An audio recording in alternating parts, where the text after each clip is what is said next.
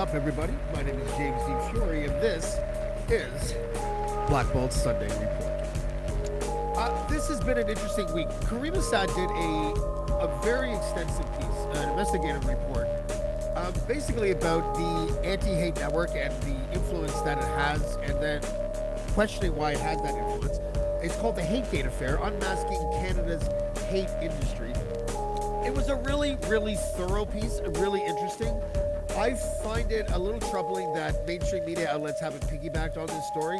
I think there's been a couple mentions, but uh, the way that I've been sort of trying to summarize or ascertain why that is the typical thing about how it is impossible to sort of be a mainstream outlet and make it look like you're not in the on the right side of history. And that I'm very, very that's a very simplified way of putting it. But let's have Caryma join us so she can, correct me and be a little bit more thorough than I was. Caryma, how are you? Hi, I'm good. Thank you for Uh, having me. I just want to let you know I'm a little under the weather, and I'm also hearing voices. So just bear with me for the remainder of the show. I really enjoyed your piece. I read it over a period of 2 days, and I was really struck by a bunch of things. One is that Uh, it's hard for the public at large, especially people who are familiar with Jeremy McKenzie, to humanize him. And I find that troubling because we tend to one-dimensionalize people, and that is how their personal brand will be forever. And I like the fact that you step out of like a media comfort zone and just lay facts down on the table so that people can understand what happened with Diagolon and the Canadian Anri-Hate Network. And I would like you to just sort of like give me sort of the Coles notes first, and then we'll dig in a little bit deeper as we go along in the show.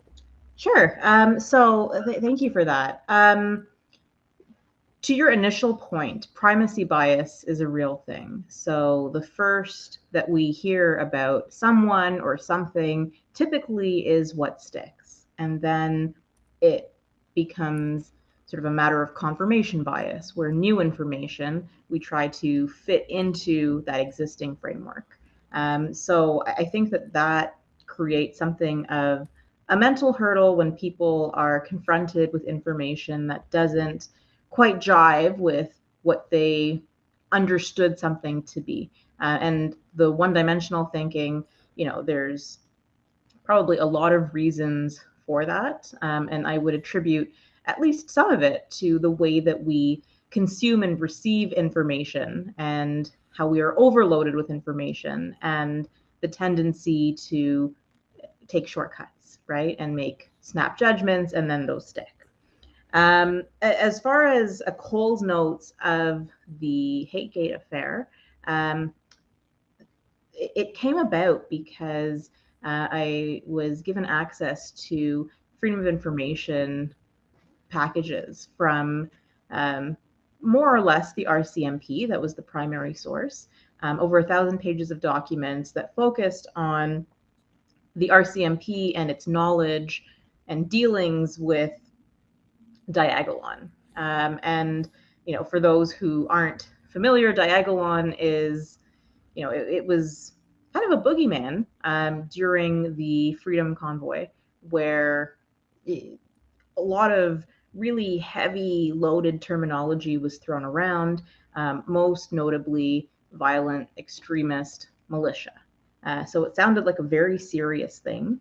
But in reviewing these documents, it became obvious that the RCMP, in its assessment and analysis, was relying primarily on a single source, the Canadian Anri-Hate Network, an organization that isn't law enforcement, but has produced articles and analysis, I guess. Yeah, yeah.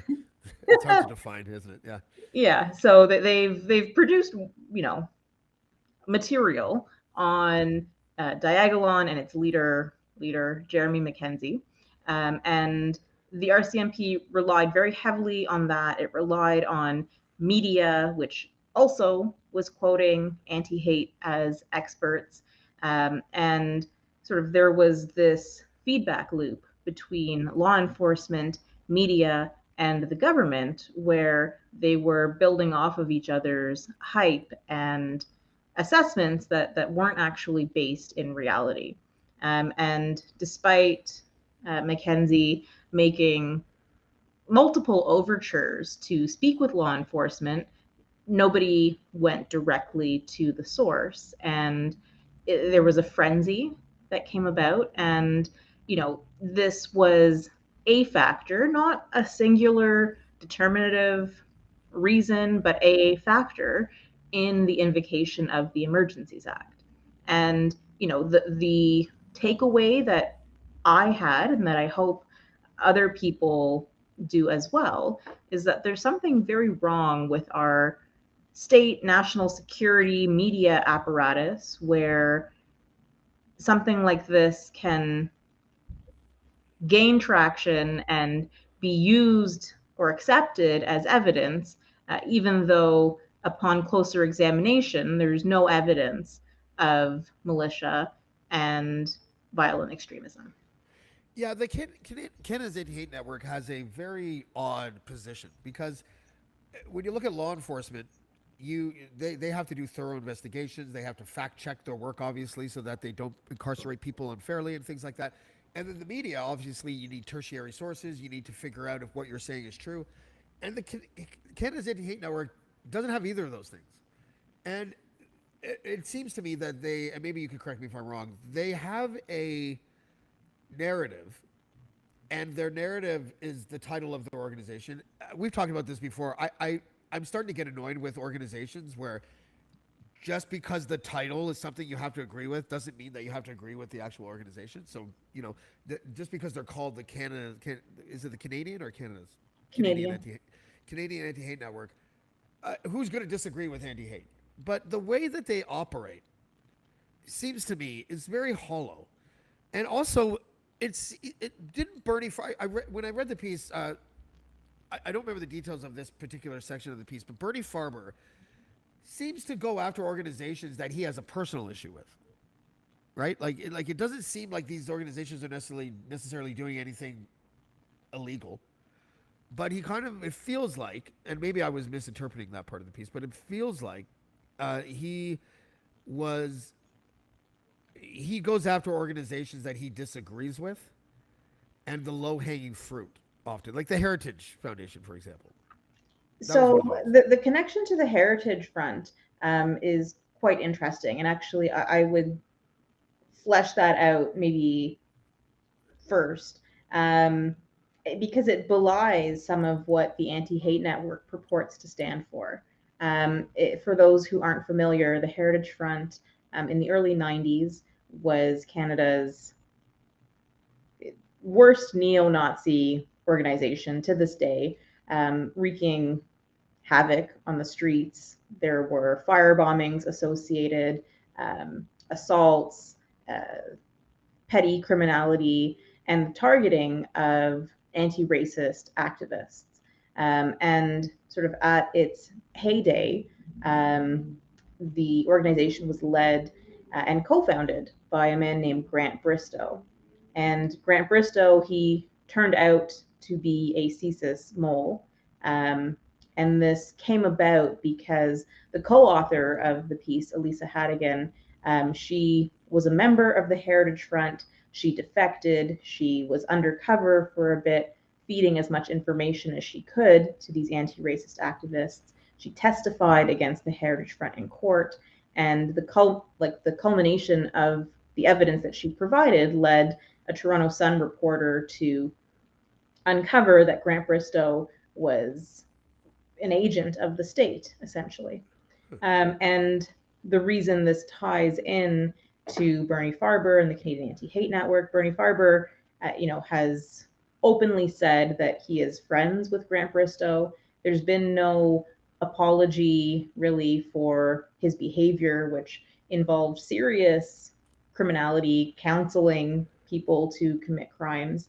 And there's this parallel that exists where we had, with the Heritage Front, what was effectively a proxy organization for the Canadian government, where they used civilians to target other civilians.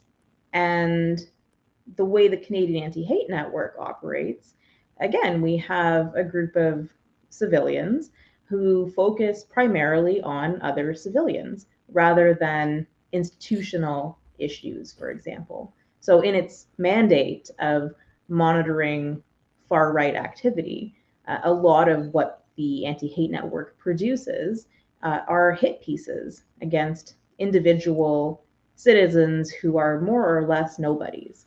And that's kind of what we saw with Mackenzie and Diagolon, because whatever you think of the content of the podcast, it's kind of irrelevant. Um, Irrelevant in the sense that, was it a violent extremist militia as represented to be? No. And so there's this arbitrary nature of, well, why this guy? Why these allegations? And because there is so much opacity around the anti-hate network, it's hard to get those answers. I can't remember if it was Justin Ling or not, but I remember having a discussion with somebody about the idea that satire has been historically used by far right organizations as a shield to get away with hateful things. Why is Diagolon not put in that pile? It really comes down to what is being, what are the messages being portrayed. And something that did come out in the RCMP documents that we saw repeatedly, these ideas could inspire a lone actor, or someone to, this notion of, there's a term for it, stochastic terrorism. Although I don't know that they used that precise term, but the idea that a lone wolf might, take inspiration from this. You could say that about anything. Right, but that's the thing. You can say that about anything. Yeah. And, I would push back a little bit. I think it's fair to say, and accurate, and there's research on far right or right wing groups sort of shielding themselves with humor, and satire, etc. But in how to address that and balance the importance of expression and curbing overreach by the state, that's not an easy analysis to make.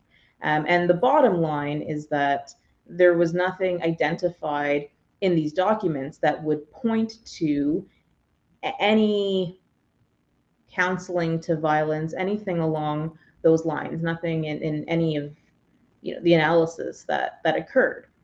So I guess I don't know if that answers your question. Yeah, it does.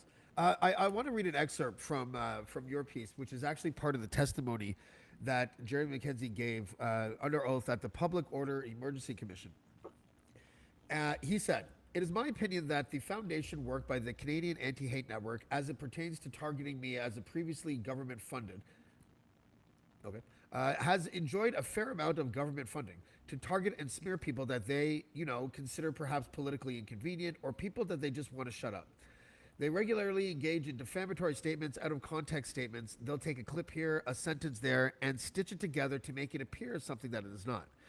From there, some media outlets, legacy media outlets, lazily, unfortunately it appears, took it at face value, copy, paste, print the story, then which is consumed by police officers, which again, unfortunately, rather than doing any digging themselves or investigating or asking me a single question, take these things at face value and compile these reports and end up compile these reports and up the network it goes until it lands on the desk of the public safety minister, or perhaps the prime minister's office, where they're faced with these scenarios that have no basis in reality. I consider this entire situation entirely avoidable. None of this needed to happen, and it's absurd. And I consider the single most embarrassing and grotesque intelligence failure in national history. It might be an overstatement. For his part, Jeremy made numerous overtures to speak with law enforcement and tried to shed light on the community everyone seemed so concerned about. Nobody even took him up on the offer." It was a pretty good statement. And we talked about this on the phone today. Is one of the things that makes it hard in our current media ecosystem to give someone like Jeremy McKenzie like what would be considered the benefit of the doubt is because sometimes he says things that are really controversial, like racist statements and things like that. And I understand that that has nothing to do, and you made this point to me, with being labeled a terrorist group. But do you think that we get seduced by, oh, he used the N word, so therefore everything must be wrong, and we must take everything that he does in the worst possible context, including calling Diagolon a terrorist organization? I think underlying that, right, is a lack of understanding and respect for civil liberties. And I say that not, and even to your example, I don't know that I've ever heard him use the N word, for example.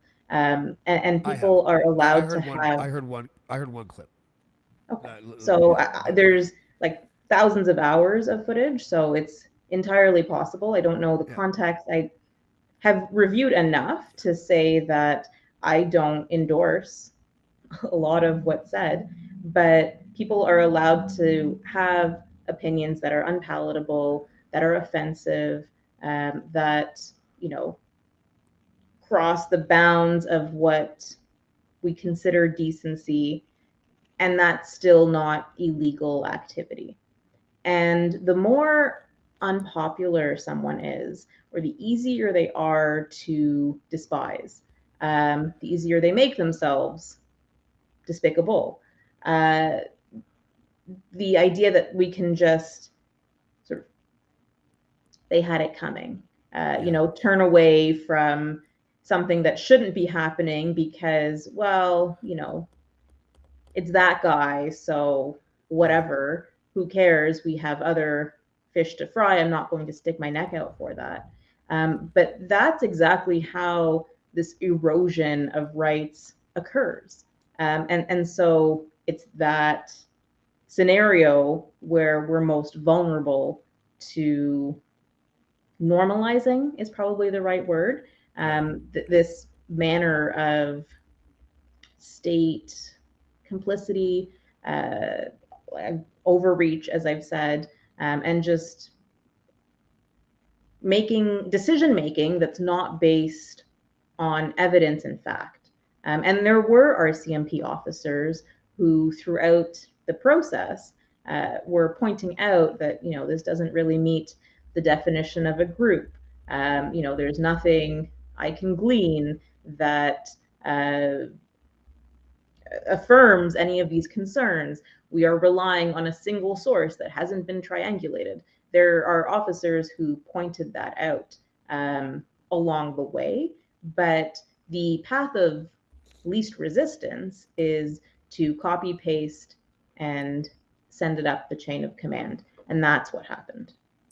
I'm trying to find. I'm looking at the piece right now, but I can't find her name and I forget it. But what is with the Canadian Anti-Hate Network's like pseudonym person?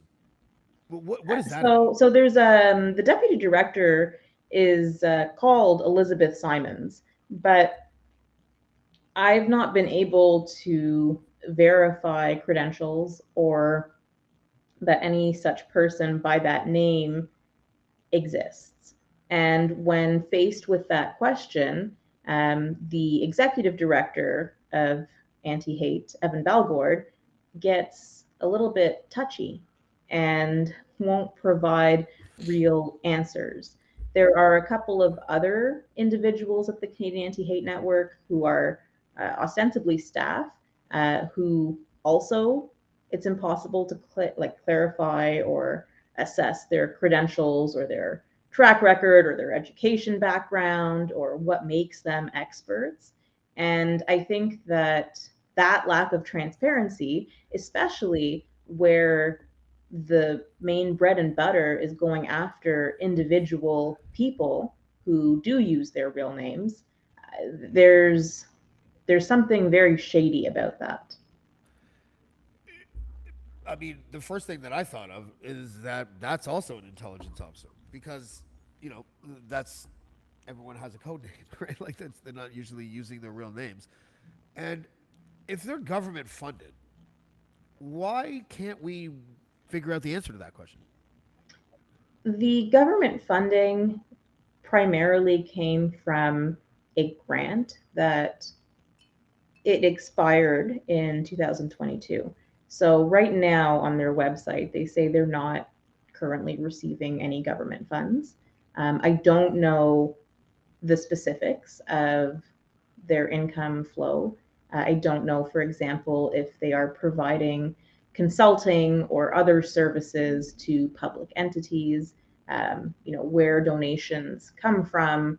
Uh, there's certain information that's been requested through Freedom of Information, but because it is a nonprofit, there is sort of a degree of separation between that and sort of a public department that, there's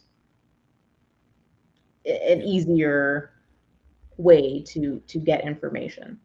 So, what was your conclusion um, when you unpacked everything and you realized that this organization seems to have undue influence and they don't answer to anybody? And what is there going to be? Is there any mechanisms that can change that, or is there going to be any blowback for the Canadian Anti-Hate Network? What do you foresee is going to happen, if anything? It's hard to predict. In a rational world, um, media would be asking tough questions and looking at themselves to say, where have we quoted them? Can we verify this information? You know, it's based on what? But there is a reluctance, I think, to do that because they're now in it, right? There's egg on media's face, and so it's much easier to pretend that this is not happening. Um, and yeah, that's kind of my assessment at this point. Like the good news is that we don't have to rely exclusively on Canadian media to make the story move.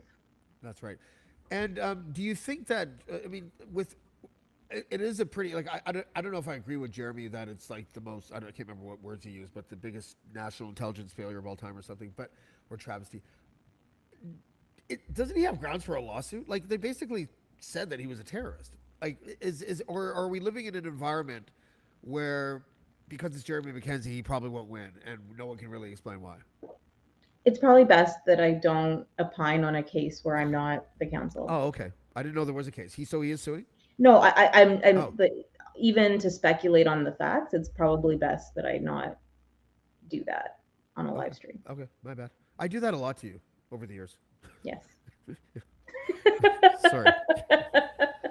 But listen, it's been well received. Again, it's you guys should go and read it. It's really a compelling read. It's called The HateGate Affair: Unmasking Canada's Hate Industry.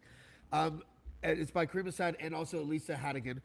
And listen, I think that this was, I mean, this is award-winning stuff. I think, and what I find a little frustrating about it is that, as I said at the beginning, the lack of interest from the mainstream media to cover. Like you should be on CBC and CTV and Global. You should be doing all of those interviews because this is important. But this is something that we also talked about off air about how when you're an organization that lands in a certain spot in the political spectrum, like media outlets shy away from it. You have the balls to humanize Jeremy McKenzie and to downplay the danger of Diagolon. And you're right on both accounts. And I don't think the regular legacy media has that same courage. Give it time. Caryma Sa'd, thank you very much. I appreciate your time. You have to say goodbye now. Oh, thanks. I didn't. I thought you would end it. Bye, Oh, everybody. Thank you. you need the romper room mirror. Thanks, Caryma. We'll talk soon, okay? Bye.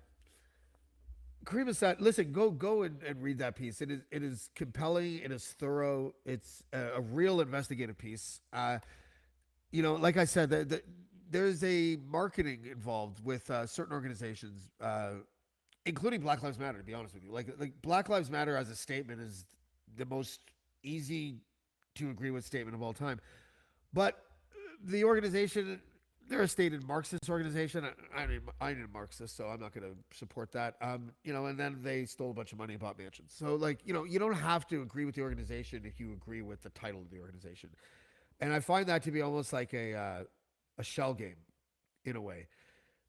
Listen, no one wants hate. But if you put Warren Kinsella on your advisory board, maybe you're a little misguided. Tomorrow on the show, we will have. I have to get back to him. Actually, I'm confirming. I've confirmed it, but I haven't talked to him about time yet. But we are going to welcome Mike Divillier. I don't know, man. Divillaer. Divillier. Anyways, he's done a book, and the book is I'm sorry, guys. I'm not organized today. I'm having a rough day. He's written a book about the how the legalization of weed sort of came into play. I'm actually in the book because of the work that I did with the Liberal Party, and I was just this little very minor role in sort of the way that legalization sort of came to be. And so he's going to be here on Monday. Wednesday, we're going to have a Plymouth Brethren show, and then we'll be back for Casual Friday. And then next week, of course, the Blackballed Sunday Report. Again, I'm a little under the weather. That's why we wrap short. And so until then, we'll see you next time. Blackball. Blackball. Blackball. Blackball. Blackball. Blackball. Black.